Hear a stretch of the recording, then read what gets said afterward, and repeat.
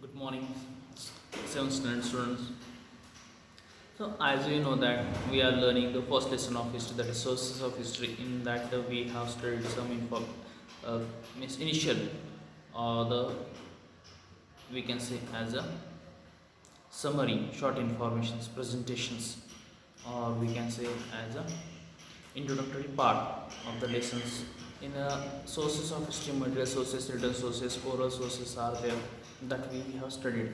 Now, in order that material sources, some of the physical sources are there. Material means which we can be see, which we can touch, which we can see by our own eyes, and they are present, available. Memorials are there, buildings are there, cave sculptures are there, inscriptions are there, coins are there, copper plates are there, forts are there, stones are there. They are as it is that.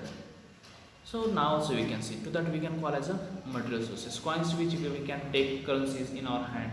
Otherwise memorials are there, buildings are there, forts are there, statues are there. Now also they are there. We visit and we see that. So these things or these categories, objectives means these objects are included into the material sources. All provide insight about the insight about that period. All these informations, all these objects provide information about the specific period. Looking at them we can understand, we can know about the development of architectures. When we see them, then we can understand the development of architecture about in that centuries or that specific time or the period time. The economic condition also we can understand by seeing these things, and the quality of the art, what kind of art technique they use, that we can understand. Style of building, construction style we can understand, and people's standard of living also we can understand by particular specific period then, by seeing all these things then. Since ancient means how do coins narrate history? Coins are there, how they narrate the history? Coins, on them information is there. They give information about the specific time or the period, give information about the contemporary region, the society, the condition, economical conditions, and the status of the peoples in the society, that we can understand by seeing the coin there. Since ancient times, coins like Kaudi, means Kaudi, Damdi, Tahil, Pay, Paisa, Ana, and rupees were used from the ancient time. In ancient time, Kaudi Malachi ki matlab ki say proverbs are also there in Marathi. Damdi, did Damdi, like can see the word they use in Marathi. Means if you discuss in our home with our grandfather, grandmother, they discuss, they can tell properly. Means Kaudi Malachi means there is a less value for that. Did Damdi also small means value for that, less value for that. For example, paisas in our side, 1 rupees, 2 rupees.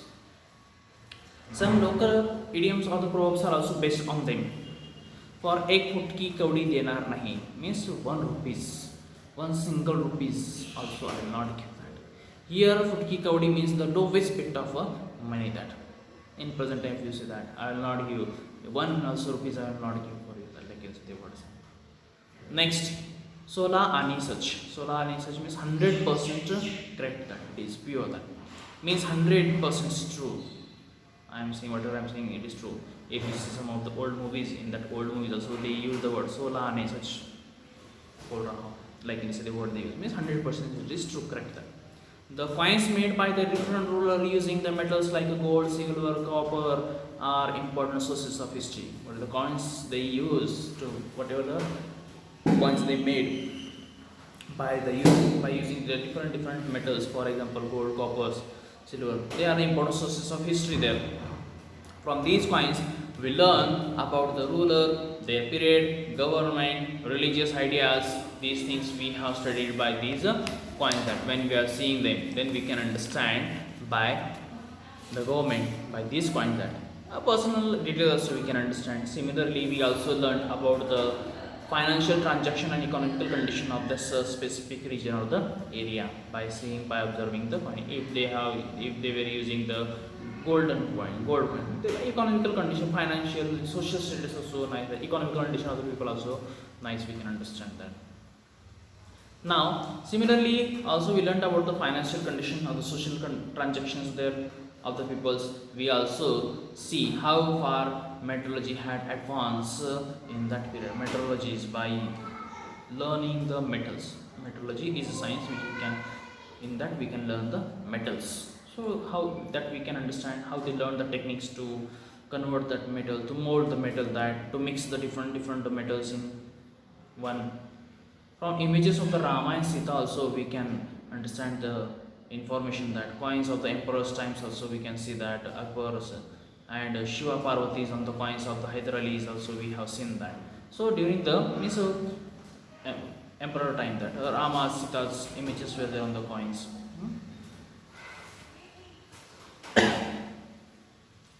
Next, that is the Peshwas use the Arabic or the Persian languages on their coins. That Peshwa, those were that they use the Arabic or the Persian language on the coin. This throw light on the use of the language in that period. Means we can understand in that time as well that they use the language, and that language was the different languages they use that. An inscription is also carved on the coins, that on the stones, on the walls, example, different information that. For example, the inscription found in the Bhimbedka means Brideshwar's temples to premises in Tanjavur. Means Brideshwar temple it is into Tanjavur region, that in the southern side, Chennai side.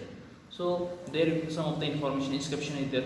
Many inscriptions in that period of the Chalukya's time or Rashtrakota's time or Chola Yadava's time also we have seen them found in that region, Tanjavur side.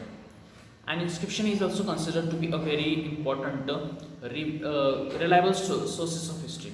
Inscriptions on the stones, on the caves, on the walls is reliable sources of history, that important and we can be trust on it.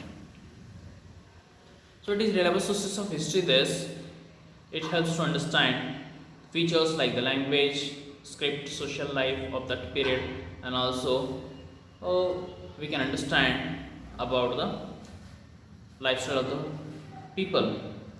Inscriptions carved on the sheets of the copper are also known as the copper plates. If it is inscription, some inscription is given on the copper plate, it is a copper. We can say copper plates. We can say that. Royal edicts also verdicts are also inscribed on the copper plates. Royal edicts are the verdicts, king's order, the government, emperor's orders also issues on the copper plates. So this is information about the material sources. Chaitanyas, Virahars, temples, churches, mosques are there. Agrarians, drops, makbaras, gurudwaras, monuments, sculptures, wells, minerals, villages, boundaries and gates, weapons, jewels, ornaments, clothes, decorative articles, toys, implements, musical instruments are all these are the material sources are there. Means Chaitanya Viharas, temples, mosques, churches, villages are there, sculptures are there, minerals are there, along with that gates are there, weapons are there, industries are there, pots are there, cloths are there, decorative articles are there. All these are we can consider as a material sources. So tomorrow we will come, that time we will study about the written sources.